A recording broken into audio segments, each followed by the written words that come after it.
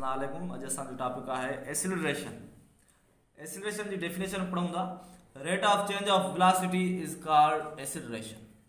Time जे हिसाब सां जेका वेलोसिटी में चेंजिंग ईंदी आहे उनखे असां एक्सीलरेशन चवंदा आहियूं। एक्सीलरेशन डिनोट थींदी आहे स्मॉल ए सां, ऐं ख़बर आहे असांखे त एक्सीलरेशन असांजी वेक्टर क्वांटिटी आहे। एक्सीलरेशन में बी पॉजिटिव और नेगेटिव।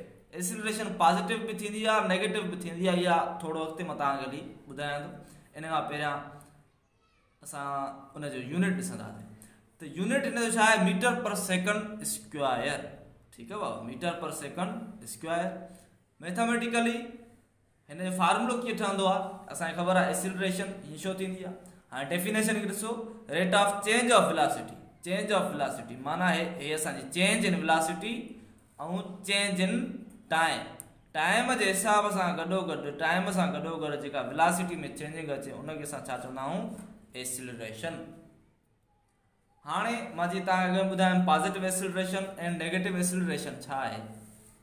त पॉजिटिव एक्सीलरेशन छा आहे?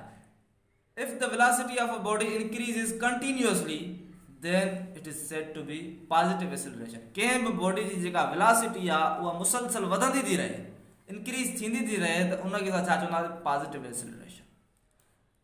हाणे फॉर एग्जांपल मिसाल तव्हांखे, फॉर एग्जांपल असां बाइक ते आहियूं, असांजी स्पीड आहे 60, असांजी 60 मां 65 70 75 इहा असांजी इंक्रीज थींदी वई, त इहा पॉजिटिव एक्सीलरेशन आहे। हाणे नेगेटिव एक्सीलरेशन ते अचूं था, हे हिन जे अपोजिट आहे। त कंहिं बि बॉडी जी वेलोसिटी अगरि कंटिन्यूअसली डिक्रीज थींदी रहे, घटि थींदी रहे, त उनखे असां छा चवंदासीं? Negative acceleration. नेगेटिव एक्सीलरेशन खे असां डिसलरेशन बि चवंदा आहियूं ऐं रिटार्डेशन बि चवंदा आहियूं। सो उमेद आहे तव्हांखे एक्सीलरेशन जो टॉपिक सम्झ में आयो हूंदो। सपोर्ट कंदा रहो, सब्सक्राइब कंदा रहो। Thank U.